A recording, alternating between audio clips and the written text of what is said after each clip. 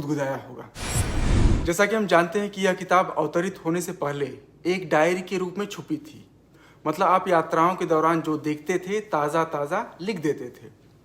इन जगहों के बारे में आपने बहुत सारे तथ्य भी बताए हैं, जैसे वो एक लिंग का आसन, इस पर नहीं किसी का शासन है। तो यात्रा से पूर्व इन जगहों के बारे में आप कितनी जानकारी इकट्ठी करते थे? जैसा आपने बताया कि उस समय न तो मोबाइल था और गूगल की तो बात ही छोड़ दें।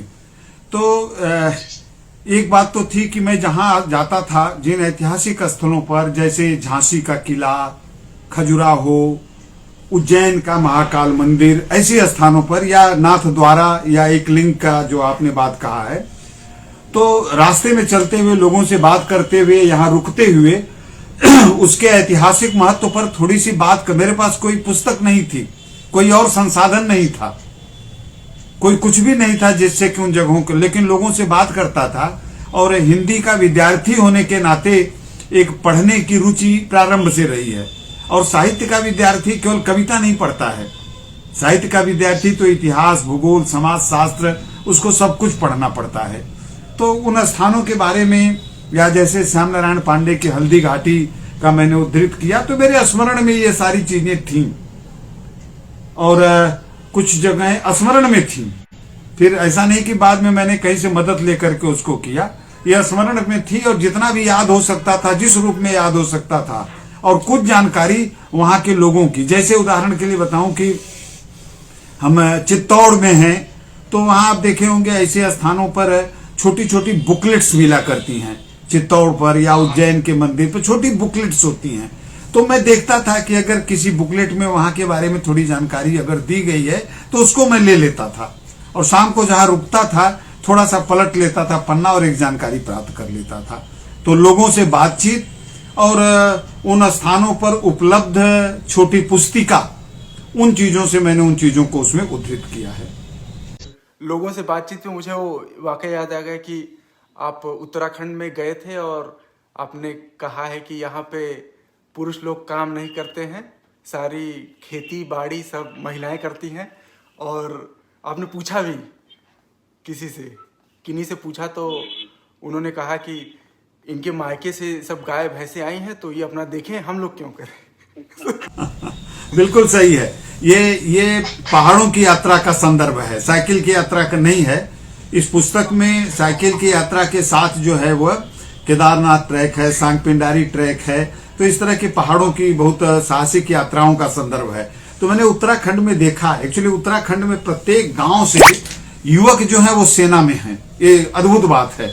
उत्तराखंड के प्रत्येक गांव से युवक जो है वो सेना में भर्ती हैं, और घर पर केवल बूढ़े रह गए हैं और उन युवकों की स्त्रियां रह गई हैं। सारा काम उत्तराखंड पहाड़ों पर अगर आप जाइए तो सारा काम, चारा काटना, बैलों को खिलाना, सारा काम महिलाएं कर रही हैं। खेतों में काम महिलाएं कर रही हैं, पुरुष तो घर पर बैठा हुआ है जो बूढ़ा है। तो मैंने पूछा कि भाई कारण क्या है, तो लोगों ने यही बताया कि वो दहेज के रूप में वो लेकर के आती हैं गाय भैंस, और वो तो कहता है आदमी कि तुम लेके आए हो तो तुम इसको खिलाओ, तुम इसका पालन करो।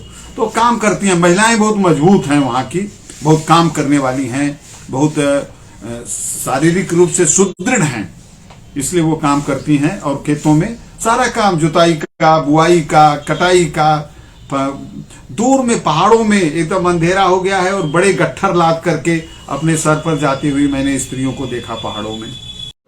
वह तोड़ती पत्थर मुझे याद आ गया। वह तोड़ती पत्थर में तो वह स्त्री मजबूरी में पत्थर तोड़ रही है, ये पत्थर तोड़ रही है मजबूरी में नहीं, शौक से तोड़ रही हैं, उस उल्लास से तोड़ रही। ये अंतर है दोनों में। ये भी पत्थर तोड़ रही हैं, कठिन काम ये भी कर रही हैं, लेकिन इनके भीतर सृजन है, इनके भीतर कुछ रचने का, अपने घर को संभालने का वो है।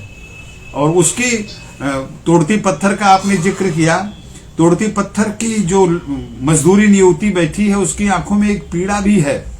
देखा मुझे उस दृष्टि से जो मार खा रोई नहीं, ये रोई हुई आंख वाली नहीं है, इनके भीतर तो है अपनी मेहनत से सब कुछ संभालने की जिद है एक, क्योंकि उनका पति देश की रक्षा कर रहा है तो वो अपने घर को संभाल रही हैं।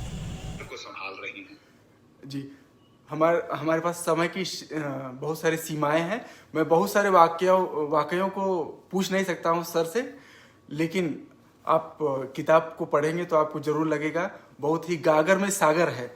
ऐसे सर चलते चलते कभी साइकिल वाले से पूछ लिए, कभी दूध वाले से पूछ लिए कि भाई क्या चल रहा है। तो उसमें एक और है, जब चर्चा चल रही है तो सर दूध बाल्टे वाले भाई साहब रहते हैं और चलते साइकिल चलाते समय आप कल्पना करिए पूछ लिए कि पानी मिलाते हैं।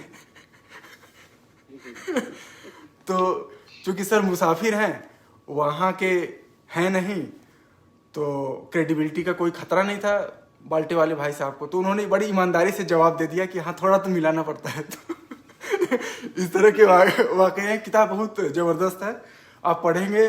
मैं सब कुछ बता नहीं सकता हूँ, पता चला अमृता प्रकाशन के लोग नाराज हो जाएं कि आप किसको किताब दे दिए।